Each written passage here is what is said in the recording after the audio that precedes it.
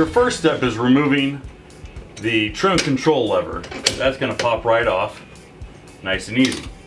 Next, you want to do the same for the ride, brake, and reverse bucket. You can also freely drop it down. This allows you a little more access to what you need to get at.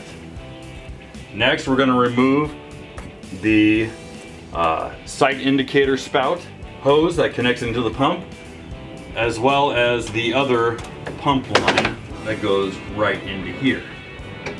Let's get a screwdriver.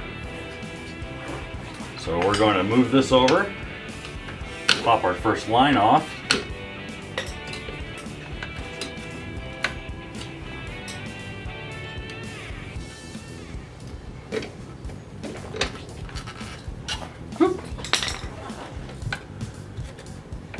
Move that out of the way.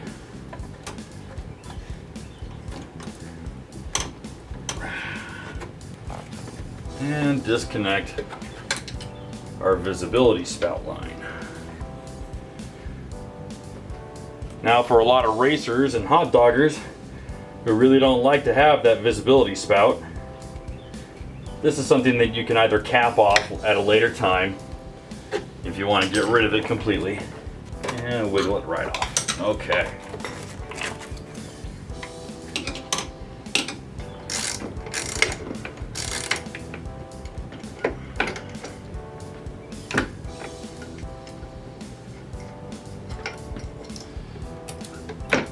When you're done, it's a good idea to put all your hardware on here just so that you won't lose it. That way, you have a nice clean workstation and you're not hunting and searching for your old hardware, wondering where you had put it about an hour or two earlier.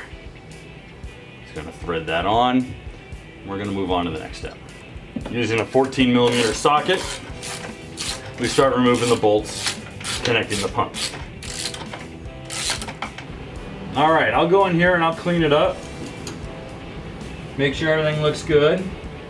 Looking inside where the input, where the shaft splines go into the engine. Everything looks good. We don't have any shavings in there. We're not seeing any damage in the pump tunnel, so that's good too.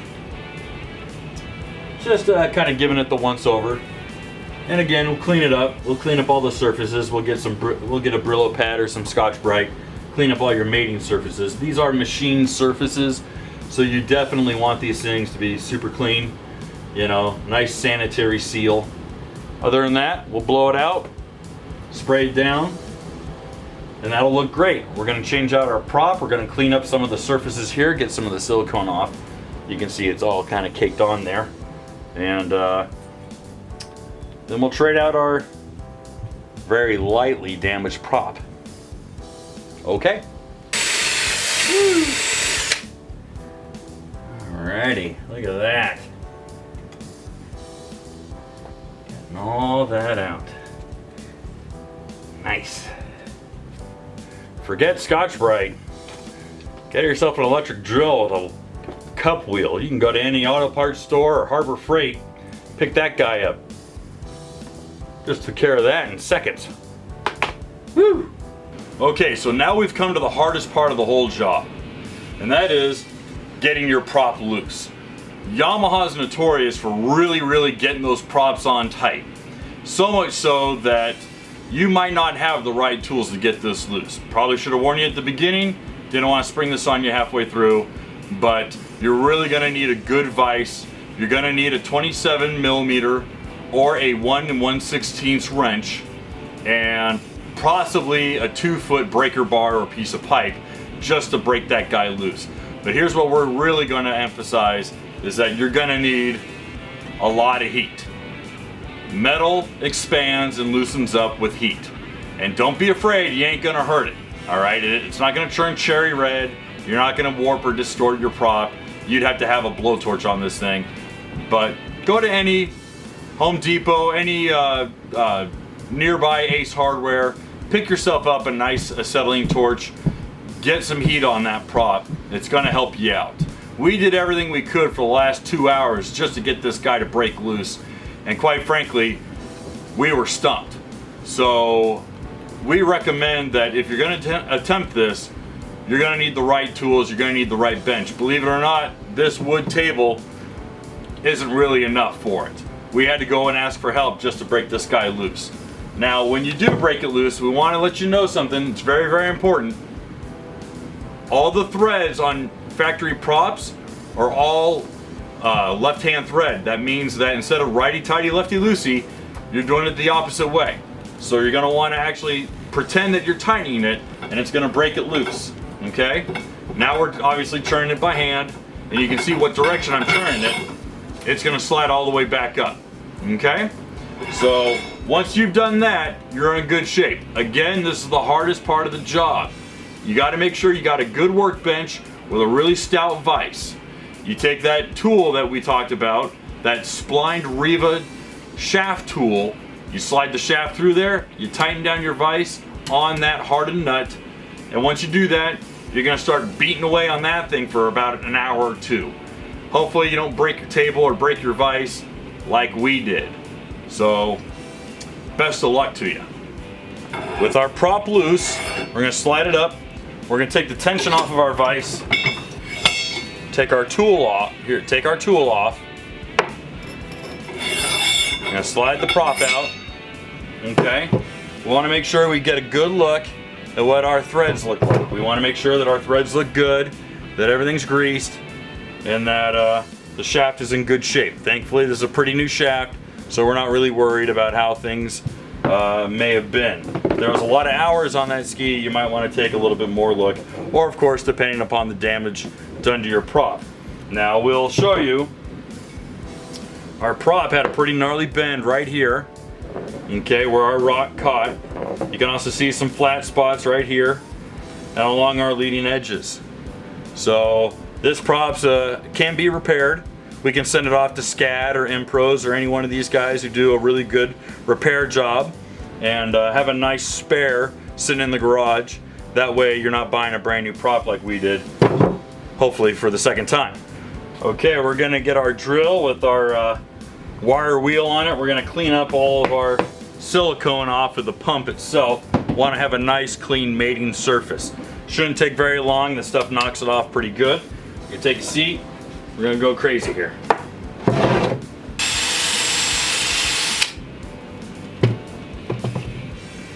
Now you can see we got our surfaces pretty clean here, but pretty easy to see that here on the lip we still got some silicone. So we're gonna take a scraper. We're gonna manually scrape all that off. That way we're not having much of an issue here. Okay, now that we've cleaned up our surface, we're going to just spray it down with a little bit of brake clean, just to get all the residue and all the leftover crap. Don't use a parts cleaner. Parts cleaner leaves a residue. It has detergents in it. Brake clean evaporates and it leaves a virgin surface. It's always a good hint, always to have a bunch of brake clean in the garage. You're going to use it for a bunch of things.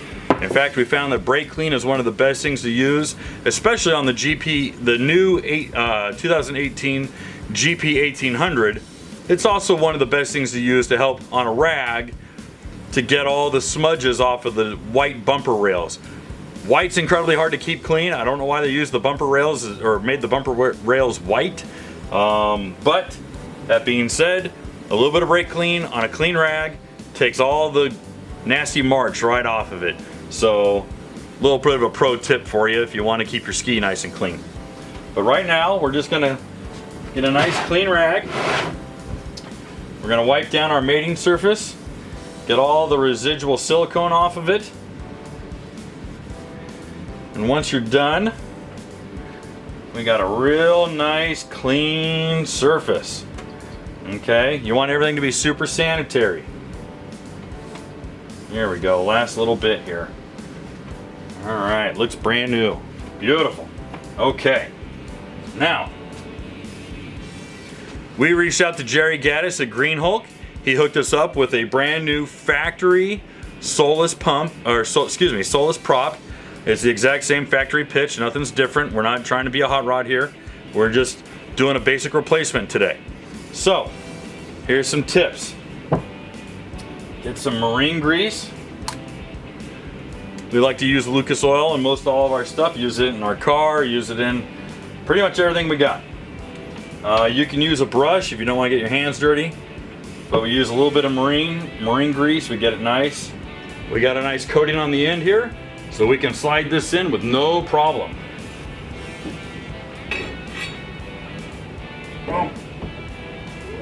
Alrighty. Woo, that's a tight fit.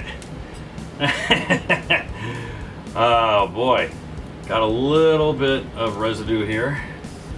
We're gonna clean off, and then I'm gonna take a rubber mallet and I'm gonna give it a little bit of a love tap, knock it in, and then we'll put our pump in. We went back over some of these tighter edges with the wire wheel. See, a little bit left. Just when you thought you had it all done, you still got to do a little bit more work. But when we're done, we're gonna do our final mate by attaching our venturi and our pump to our pump, excuse me. So let's put a nice small bead around, that way we get a nice seal and we should be ready to rock. Okay, we're just hooking up the last of our linkage. We've already hooked up our trim. We're gonna hook up our ride reverse bucket. And the last thing, besides the hose attachment here, we're gonna hook up our steering bracket. Once we hook that up, we're all set to go. So, let's get this guy through here. Now obviously this is threaded, so we're gonna wanna slowly thread it in. And once we do that, here we are. Oh, come on. We will be good to hit the water. Helps if you get it in the hole. Okay, there you have it. We changed out the prop. We're all ready to go. We're gonna have a good day tomorrow. We're gonna go out in the water. We're gonna do a little bit of testing. We'll end this show with a little bit of water action, so you can see that we didn't screw it up. But really, this is something that most everyone can do as long as you have the right tools. Again, it's nothing terribly crazy. Just the biggest chore you got ahead of you is breaking that prop loose of the factory drive shaft. If you're able to do that, and we strongly recommend a lot of heat and having a good breaker bar, definitely have a good vise and a good workbench to do it. Otherwise, you're going to want to take it to your dealer, and your dealer is going to charge you anywhere from $15 to $25 just to heat it up and break it loose, and you can take it home and do the rest of it yourself. So even if you have to go ask for a little bit of help, even from a machine shop or a local garage, most guys can be able to knock it out if they have the right tools. And other than that, it's a real simple process. They don't make these things too difficult. It's not like rebuilding a transmission. You're in good shape. So you should go out and have some fun. This is a really easy how to do do-it-yourself repair. And we hope you guys have a lot more fun on the water. I'm Kevin Shaw, and you've been watching Long Haul. Make sure to check us out at www.watercraftjournal.com for new articles and reviews published Monday through Friday. And please make sure to subscribe to our YouTube channel by clicking the button and giving us a thumbs up and maybe even adding a comment. Let us know if you've had any experience with doing a prop swap, and if you have any tips or any suggestions for guys who have never done it before.